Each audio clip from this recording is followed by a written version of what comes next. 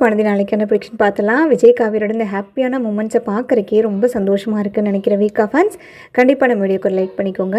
விஜய் தாத்தாட்ட போய், தாத்தா இன்றைக்கி காவேரியும் சாரதாத்தையும் நம்ம வீட்டுக்கு கூட்டிகிட்டு வரலான்ட்டு இருக்கேன், தயவு செய்து எனக்கு ஒரே ஒரு உதவி பண்ணுவீங்களா அப்படின்ன மாதிரி கேட்க, என்ன உதவி, ஏதாவது பர்மிஷன்லாம் கேட்க போறியா, நீ எதுக்குப்பா பர்மிஷன் கேட்கணும், அதுதான் ஏற்கனவே எல்லா விஷயத்தையும் நாங்கள் சொல்லிட்டோம்ல, திரும்ப திரும்ப எதையாவது பேசி எங்களை காயப்படுத்தாத விஜய் அப்படின்ன மாதிரி சொல்ல, உடனே விஜய், இல்லை தாத்தா அதை பற்றியெல்லாம் எதுவும் கிடையாது, சித்தி சித்தப்பா நீங்களும் ஒரு நிமிஷம் வாங்கலே, அவங்க எல்லாருக்கிட்டையும் பேசணும்னு சொல்லிட்டு அவங்களே கூப்பிடுவார்.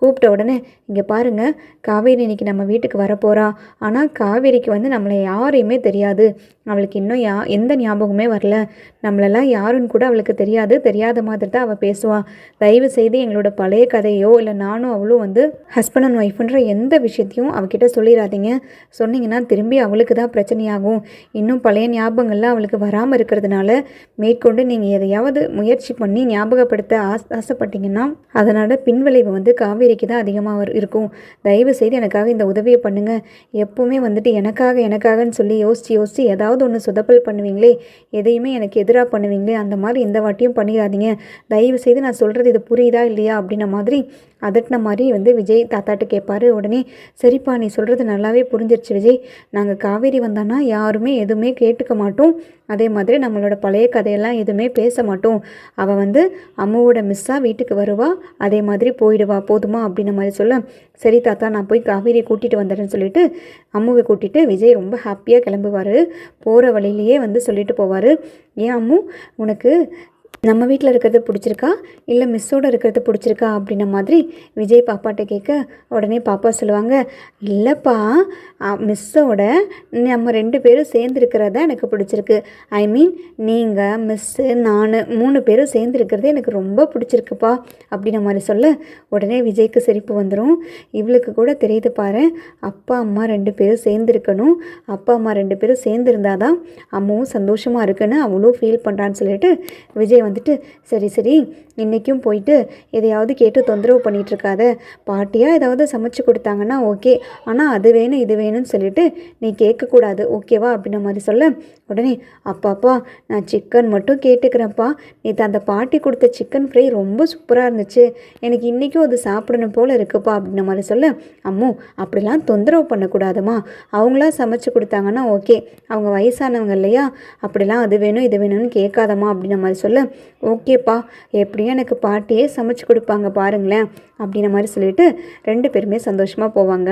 உடனே அங்கே காவேரியை காட்டுவாங்க. காவேரி பயங்கரமாக புலம்பிக்கிட்டு இருப்பாங்க, அம்மா நீ வர வர இப்படியெல்லாம் மாறிடுவேன்னு நான் நினைக்கவே இல்லை, கொடைக்கானல் இருக்கும் போதெல்லாம் ரொம்ப ஸ்ட்ரிக்டாக இருப்பேன், இப்போ பார்த்தா அம்மாவோட அப்பா கிட்ட ஏமா அவ்வளோ க்ளோஸாக இருக்க, நீ பாட்டுக்கு வீட்டுக்குள்ளெல்லாம் போட்டு புழங்கிக்கிட்டு இருக்க, அவர் கூடலாம் நான் தனியாக அனுப்பி விட்றேன், எனக்கு ரொம்ப டார்ச்சராக இருக்குமா, நான் ஏதோ அந்த குழந்தைய பார்த்தா எனக்கு ஒரு பாண்டிங் வருது, ஒரு எமோஷ்னலாக ஒரு அட்டாச்மெண்ட் இருக்குன்னு சொன்னது உண்மைதான், அதுக்காக நீ என்னவே ஓவர்டேக் பண்ணி ஓவராக பண்ணிக்கிட்டு இருக்க அப்படின்ன மாதிரி சொல்ல, சரி விடுடி குழந்தை தானடி பாவம்டி, அவங்க அப்பாவே பார்த்தா எனக்கு ரொம்ப பாவமாக இருக்குது அப்படின்ன மாதிரி சொல்ல, உடனே காவேரி சரி உன் பாவம் புண்ணியெல்லாம் இருக்கட்டும், இதுக்கு மேலே அடிக்கடி நீ அவங்கள வீட்டுக்கெல்லாம் கூப்பிட்டுட்டு இருக்காதம்மா, இப்படி வீட்டுக்கெல்லாம் கூப்பிட்டுட்டு வகை வகையாக சமைச்சு போட்டுட்ருக்காத, நீ சமைச்சு போட்டேன்னா பரவாயில்ல, என்னையும் சேர்த்தி டார்ச்சர் பண்ணுற, இப்படி ட்ரெஸ் பண்ணு அப்படி ட்ரெஸ் பண்ணு அதை பண்ணு இதை பண்ணுன்னு நான் லீவ் நாளில் கூட இண்டிபெண்ட்டாக ரிலாக்ஸாக இருக்க முடியல, இதெல்லாம் எனக்கு சுத்தமாக பிடிக்கலம்மா, எனக்கு செம்ம டென்ஷன் ஆயிரும், அப்படி எப்படி நீ ஏதாவது பண்ணிகிட்டு இருந்த நான் ஹாஸ்டலுக்கே போயிடுவேன் பாரு அப்படின்ன மாதிரி சொல்லிட்டு இருக்க, சரி விடு புலம்பாத அப்படின்ன மாதிரி காவேரி சொல்லுவாங்க. அந்த டைமில் பார்த்தா கரெக்டாக காலிங் பெல் அடிக்கும். காலிங் பெல் அடித்ததுமே சாரதா, ஏய் போய் பாருடி யாருன்னு அப்படின்ன மாதிரி சொல்ல, ஏதாவது கொரியர் கொடுக்குறக்கு வந்திருப்பாங்கம்மா, இருமா நான் போய் ஓப்பன் பண்ணுறேன்னு சொல்லிட்டு காவேரி போவாங்க. அந்த டைமில் பார்த்தீங்கன்னா சாரதா சிரிப்பாங்க, போ காலிங் பெல் அடிக்குதில்ல, ஓப்பன் பண்ணி பாரு யார் வந்திருக்காங்கன்னு உனக்கே தெரியும், எப்படியும் நீ டென்ஷன் தான் ஆக போகிற, பார்த்ததுக்கப்புறம் என்ன பண்ணுறேன்னு பார்க்கலாம் அப்படின்ற மாதிரி சொல்லிட்டு சாரதா காவேரி அனுப்பி விட்டதுமே கரெக்டாக டோரை ஓப்பன் பண்ணதும் விஜயும் அம்முவும் குட் மார்னிங் மிஸ் அப்படின்ற மாதிரி சொல்லுவாங்க. அப்படியே காவேரிக்கு ஷாக் ஆயிரும், என்ன இன்றைக்கும் வந்திருக்கீங்க, அதுவும் காலையிலே கிளம்பி வந்திருக்கீங்க, கையிலெல்லாம் என்ன பேகு அப்படின்ன மாதிரி கேட்க, இல்லை மிஸ் அவங்களுக்கு ரொம்ப தொந்தரவாக இருக்கும்ல, பாட்டிக்கு தான் திங்ஸ் எல்லாம் நாங்கள் வாங்கிட்டு வந்திருக்கோம் அப்படின்ன மாதிரி சொல்ல, உடனே சரி உள்ளே வாங்க அப்படின்ன மாதிரி சொல்லலான்னு நினச்சிட்டு இருக்கும்போது கரெக்டாக கரெக்டாக சாரதா வந்து, ஏண்டி அவங்கள வாசலே நிற்க வச்சு பேசிகிட்டு இருக்க, நம்ம வீட்டுக்கு தானே வந்திருக்காங்க, வெளியிலே நிற்க வச்சு என்ன கேள்வி கேட்டுட்ருக்க, நீ வாடா செல்லும் அப்படின்னு சொல்லிட்டு பாப்பாவை உள்ளே கூட்டிகிட்டு போக பின்னாடியே வந்துட்டு விஜயும் போவார். அம்மா நீ என்ன பண்ணிக்கிட்டு இருக்க, இவங்க எதுக்கு காலங்காத்தால நம்ம வீட்டுக்கு வந்திருக்காங்க, அதுவும் இவ்வளோ காய்கறி என்னென்னமோலாம் வாங்கிட்டு வந்திருக்காங்க, இன்றைக்கும் இவங்களோட கூத்தை தான் பார்க்கணுமா, என்னம்மா நீ பண்ணிக்கிட்டு இருக்க அப்படின்ற மாதிரி சொல்ல, இப்போடி அந்தாண்ட எனக்கு நிறைய வேலை இருக்குது, குழந்தை வந்திருக்கு, குழந்தைக்கு வாய்க்கு ருசி அதாவது சமைச்சு கொடுக்கலான்னு பார்த்தா இவ ஒருத்தி தொணந்துணன்ட்டு, நீ தானே சொன்ன ரெஸ்ட் எடுக்கணும் லீவ் நாள்லன்னு, நீ உன் ரூமில் போய் நீ பாட்டுக்கு ரெஸ்ட் எடு, நான் பார்த்துக்கிறேன் அப்படின்ற மாதிரி சொல்ல, நீ என்னமோ பண்ணிக்கிட்டு இருக்க, எனக்கு செம்ம டென்ஷன் ஆகுது பார்த்துக்கோ அப்படின்ற மாதிரி சொல்லிட்டு காவேரி வந்துட்டு ரூமுக்கு போயிடுவாங்க. காவேரி ரூம்குள்ளே போகிறத பார்த்துட்டு பின்னாடி அம்மு, மிஸ் மிஸ் மிஸ் நானும் வரேன் மிஸ், நான் உங்கள் கூட விளையாட தானே மிஸ் வந்திருக்கேன், நீங்கள் என்ன மிஸ் என்னை விட்டுட்டு தனியாகவே போகிறீங்க, நான் வந்திருக்கிறது உங்களுக்கு டிஸ்டர்பன்ஸாக இருக்கா, நீங்கள் ஏன் வந்துட்டு கோவமாக இருக்கீங்க அப்படின்ன மாதிரி அம்மு ரொம்ப சாஃப்டாக கேட்க உடனே அப்படியே வந்துட்டு கரைஞ்சிருவாங்க காவேரி. சேச்சே அப்படிலாம் இல்லை செல்லும், நான் உங்க கூட விளையாடுறேன், சரி வா நம்ம 2 பேரும் ரூமுக்கு போகலாம் அப்படின்ன மாதிரி சொல்லிட்டு விஜய் வர காவேரியை குறுகுறுன்னு பார்ப்பாரு. இவர் பார்க்குறதே சரியில்லை, எப்படி தான் உனக்கு அப்பாவாலாம் இருக்காரோ தெரியல அப்படின்ன மாதிரி மனசுக்குள்ளேயே புலம்பிட்டு, நீ வாமு நம்ம ரூமுக்கு போகலான்னு சொல்லிட்டு ரூம்குள்ளே அம்மாவை கூட்டிகிட்டு போய் விஜய் பார்க்கும்போதே டப்புன்னு கதவை அடைச்சிட்டு உள்ளே போயிடுவாங்க. அடுத்தது பார்த்தீங்கன்னா அவங்க அத்தை கூட வந்துட்டு விஜய் 2 பேரும் சேர்ந்து சமைச்சிட்டு இருப்பாங்க. அத்தை அதை பண்ணலாம் இது பண்ணலாம், அத்தை இன்றைக்கி நீங்கள் முருங்கைக்காய் போட்டு சாம்பார் வச்சுட்டு அதுக்கு தொட்டுக்கிறதுக்கு சிக்கன் பண்ணிங்கன்னா சூப்பராக இருக்கும், சிக்கன் ஃப்ரைக்கும் சாம்பாருக்கும் செம்ம காம்பினேஷனாக இருக்கும் அப்படின்ன மாதிரி 2 பேரும் பேசிகிட்டு இருப்பாங்க. கரெக்டாக அந்த டைமில் பார்த்தீங்கன்னா காவேரி தண்ணி எடுக்கிறதுக்காக கிச்சனுக்குள்ளே வரும்போது, இந்த சாம்பாருக்கு சிக்கன் தான் செம்ம டேஸ்ட்டாக இருக்கும், அதவே நீங்கள் பண்ணிடுங்களேன் அப்படின்ன மாதிரி பேச்சு கொடுத்துட்ருக்கதை பார்த்துட்டு இவங்க என்ன பேசிக்கிட்டு இருக்காங்க, ஏதோ ரொம்ப நாள் பழக்க மாதிரி ரொம்ப க்ளோஸாக பேசிக்கிட்டு இருக்காங்க, இவர் பாட்டுக்கு சமையல் கட்டுக்குள்ளே வந்துட்டு அம்மா கூட சேர்ந்து சமைக்கிறதுக்கெல்லாம் ஹெல்ப் பண்ணிகிட்ருக்காரு, இவங்க போக்கே சரியில்லை, அம்மா ஏன் தான் இப்படி பண்ணிகிட்ருக்காங்களோ தெரியல அப்படின்ன மாதிரி செம்ம டென்ஷன் ஆகிட்டு இருப்பாங்க. உடனே காவேரியை முறைச்சிக்கிட்டே சிரிக்கிற மாதிரி விஜய் ஒரு லுக் விட்டோன்னே, இங்கே இருந்தால் இவர் என்னை பார்த்தே வந்துட்டு கொலை பண்ணிடுவார் போல இருக்கு, இவர் ஏன் இப்படி பார்க்குறாருன்னு தெரியலையே, அம்மா வேறு இதை கண்டுக்காமல் ஏதோ அவருக்கு சப்போர்ட் பண்ணி அவர் ரொம்ப நல்ல மனுஷன் நல்ல கேரக்டர்னு வேற அம்மா சர்டிஃபிகேட் கொடுக்குறாங்க, என்ன பண்ணுறாங்களோ தெரியல இவங்க 2 பேரும்னு சொல்லிட்டு, அம்மா நீ கொஞ்சம் தள்ளிக்கம்மா நான் தண்ணி எடுக்கணும்னு சொல்லிட்டு வெடுக்குன்னு தண்ணி எடுத்துகிட்டு காவேரி திரும்பவும் ரூம்குள்ளே போயிடுவாங்க. அம்மா பண்ணுறதே சரியில்லை, என்னன்றதை பார்க்கலாம் அப்படின்னு சொல்லிட்டு காவேரி ஒரு பக்கம் புலம்பிகிட்ருக்கு.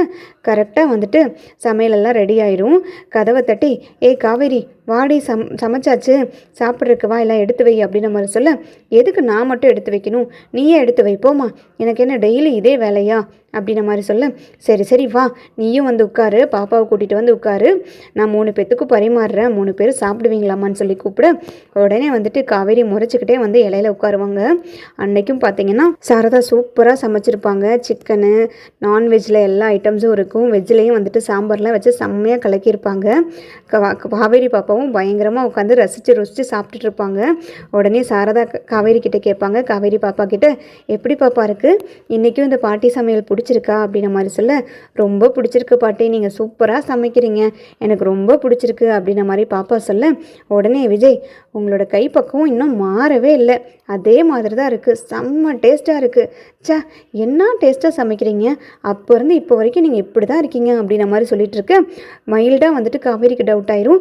சார் சார் நீங்கள் இப்போ என்ன சொன்னீங்க, அம்மாவோட கைப்பக்குவம் அப்போ இருந்து இப்போ வரைக்கும் ஒரே மாதிரி இருக்குது, மாறவே இல்லையா, என்ன அம்மாவை ரொம்ப நாள் முன்னாடி தெரிஞ்ச மாதிரி பேசுகிறீங்க, அவங்கள இப்போ தானே உங்களுக்கு தெரியும், அதுவும் இந்த பாப்பா வந்ததுக்கு அப்புறம் தானே நான் இன்ட்ரடியூஸே பண்ணிவிட்டேன், நீங்கள் என்ன ரொம்ப நாள் பழக்க மாதிரி எங்கள் அம்மாவோட கைப்பக்குவத்தை பற்றியெல்லாம் பேசிக்கிட்டு இருக்கீங்க அப்படின்ற மாதிரி சொல்ல டக்குன்னு சாரதாவும் சைலண்ட் ஆயிடுவாங்க. விஜயும் வந்துட்டு மேலேயும் கீழே முழிப்பாங்க. சார் உங்களை தான் கேட்டுட்ருக்கேன், என்ன பதில் சொல்லுங்கள் அப்படின்ற மாதிரி காவேரி திரும்பவும் கேட்க, என்னங்க நீங்கள் தானே நேற்று சொன்னீங்க எங்கள் அம்மாவோட கைப்பக்குவம் சமையல் பக்குவம் யாருக்குமே வராது, ரொம்ப சூப்பராக இருக்கும், எங்கள் அம்மா பயங்கரமாக சமைப்பாங்க, அவங்கள அடிச்சுக்க ஆளே கிடையாது, எங்கள் அக்கா ஏதோ ஓரளவு மேட்ச் பண்ணி செய்வா, ஆனால் நாங்கள்லாம் அந்த மாதிரி சமைக்க மாட்டோன்னு நீங்கள் தானே நேற்று அம்மாவோட சமையலை பற்றி ஆஹா ஓஹோன்னு பேசுனீங்க, அதை வச்சு தான் நான் இன்றைக்கி சொல்கிறேன் அவங்களோட கைப்பக்குவம் ரொம்ப நல்லா இருக்குன்னு அப்படின்ற மாதிரி சொல்ல உடனே காவேரியும் கன்ஃபியூஸ் ஆயிடுவாங்க. இவர் என்ன சொல்கிறாருன்னே புரியலையே, இவங்க 2 பேரும் ஏதோ முழிக்கிறதும் சரியில்லை, அம்மாவோட நடவடிக்கையும் சரியில்லை, என்னங்கிறத சீக்கிரமாக கண்டுபிடிக்கணும் அப்படின்ற மாதிரி சொல்லிட்டு எல்லோரும் சாப்பிட்ருவாங்க. சாப்பிட்டதுக்கப்புறம் இன்றைக்கி நீங்கள் எங்கள் வீட்டுக்கு வரணும், இன்றைக்கி டின்னர் வந்து எங்கள் வீட்டில் தான் அரேஞ்ச் பண்ணியிருக்கேன் அப்படின்ற மாதிரி சொல்ல உடனே காவேரி, எதுக்கு சார் அதெல்லாம் பரவாயில்ல இருக்கட்டும், நோ மோர் ஃபார்மாலிட்டிஸ், நீங்கள் இங்கே வந்தீங்கிறதுக்காக உங்கள் வீட்டுக்கெல்லாம் எங்களை இன்வைட் எல்லாம் ஒன்றும் பண்ண வேண்டாம், ஒன்றும் பிரச்சனை இல்லை அப்படின்ற மாதிரி சொல்ல உடனே சாரதா, அதான் இந்த தம்பி கூப்பிடுதில்ல அவங்க வீட்டுக்கு ஆசையாக, நம்ம தான் போயிட்டு வருவோமே தம்பி, நாங்கள் வந்துடுறோம் அப்படின்ற மாதிரி சொல்ல உடனே காவேரி, அம்மா எனக்கு டயர்டாக இருக்குமா, நான் ரெஸ்ட் எடுக்கிறேன் அப்படின்ற மாதிரி சொல்ல, ஆமாம் இவள் அப்படியே மலையை வெட்டி முறிச்சிட்டான், சமைச்சது பூரா நான், உனக்கு என்னடி டயர்டு அப்படின்னு சொல்ல உடனே அம்மு, மிஸ் ப்ளீஸ் மிஸ் வாங்க மிஸ், எங்கள் வீட்டுக்கு ஆசையாக இருக்குது மிஸ், நானே கூப்பிடணும்னு நினச்சேன், அதுக்குள்ளே என் அப்பாவே கூப்பிட்டாரு, ப்ளீஸ் மிஸ் வாங்க மிஸ் அப்படின்ற மாதிரி சொல்ல, சரி ஓகே அம்மு போகலாம் அப்படின்ற மாதிரி சொல்லிட்டு, சரி நாங்கள் கிளம்பி வந்துடுறோம் தம்பி, நீங்கள் வெயிட் பண்ணுங்கன்னு சொல்லிட்டு காவேரியும் சாரதாவும் கிளம்பி வந்துடுவாங்க. விஜயோட அதே கார்லேயே வந்துட்டு அவங்க வீட்டுக்கு கூட்டிகிட்டு போவாங்க. போகும்போதும் விஜய்க்கு ரொம்ப ஹாப்பியாக இருக்கும். எவ்வளோ நாளைக்கு அப்புறம் திரும்பி வந்துட்டு காவேரி என் கூட சேர்ந்துருக்கா, அதுவும் நம்ம வீட்டுக்கு வரா, இதே மாதிரி காவேரி இங்கேயே இருந்துட்டா கூட எனக்கு சந்தோஷம்தான், என்னை விட்டு என் பொண்டாட்டி எப்படி தான் இருக்காளோ தெரியல, காவேரியை நான் பார்த்ததுக்கப்புறம் இனி ஒரு நாள் கூட அவளை விட்டு இருக்க போகிறதும் கிடையாது, ஏதாவது ஒன்று சாக்க சொல்லிவிட்டு ஒன்று அவளை நம்ம வீட்டுக்கு வர வச்சிடணும், இல்லை வந்துட்டு நம்ம அவள் வீட்டுக்கு போயிடணும், முடியாத பட்சத்துக்கு நான் உண்மையவே சொல்லிட போகிறேன் அப்படின்ன மாதிரி விஜய் நினச்சி சிரிச்சுக்கிட்டு வருவார். உடனே வந்துட்டு வீட்டுக்கு ரீச் ஆனதுமே வெளியிலே வந்துட்டு சித்தி சித்தப்பா தாத்தா 3 பேருமே நின்றுட்டுருப்பாங்க.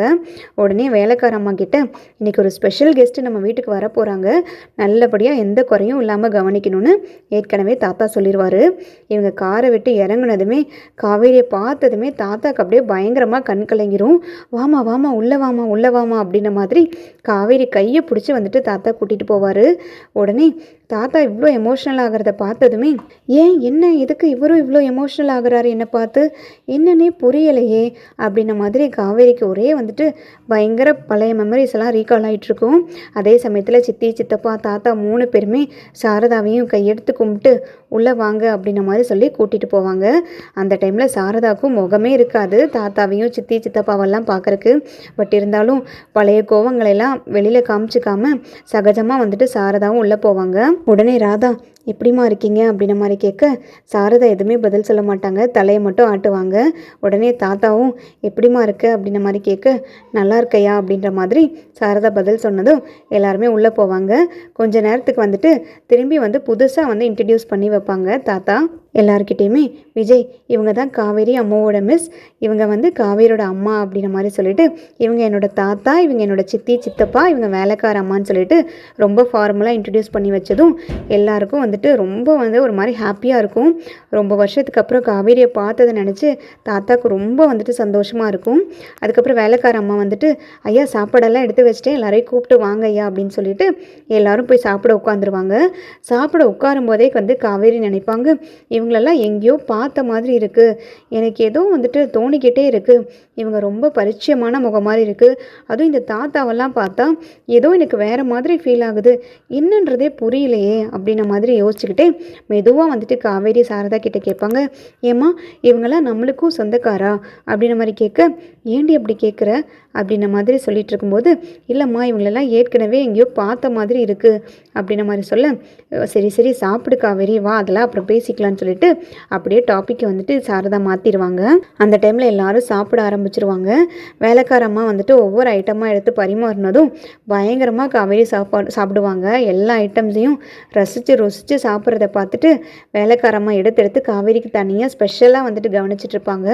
நீங்கள் சூப்பராக சமைச்சிருக்காங்க, ஏய் அம்மு உங்கள் வீட்டில் வந்துட்டு குக்கம்மா செம்மையாக சமைச்சிருக்காங்க, இவ்வளோ டேஸ்ட்டாக செய்கிறாங்களே, நீ என்ன ஸ்கூலுக்கு வந்தேன்னா என்னோடய சாப்பாடை வாங்கி சாப்பிட்ற, உன் சாப்பாடை இவ்வளோ டேஸ்ட்டாக இருக்கே அப்படின்ற மாதிரி சொல்ல உடனே அம்மு சொல்லுவாங்க, இதெல்லாம் குக் அவங்க சமைக்கலை மிஸ், என் அப்பா தான் சமைச்சார், என் கெஸ்ட்டுக்காக வந்துட்டு ஸ்பெஷலாக சமைக்கணும்னு சொல்லிட்டு பார்த்து ஒவ்வொரு ஐட்டமே என் அப்பா தான் சமைச்சார் தெரியுமா அப்படின்ன மாதிரி சொல்ல, என்னது உன் அப்பா சமைச்சாரா, உன் அப்பாவுக்கு இவ்வளோலாம் டேலண்ட் இருக்கா, இவ்வளோ சூப்பராக சமைப்பாரா அப்படின்ற மாதிரி நினச்சிட்டு காவேரி நல்லா சாப்பிடுவாங்க.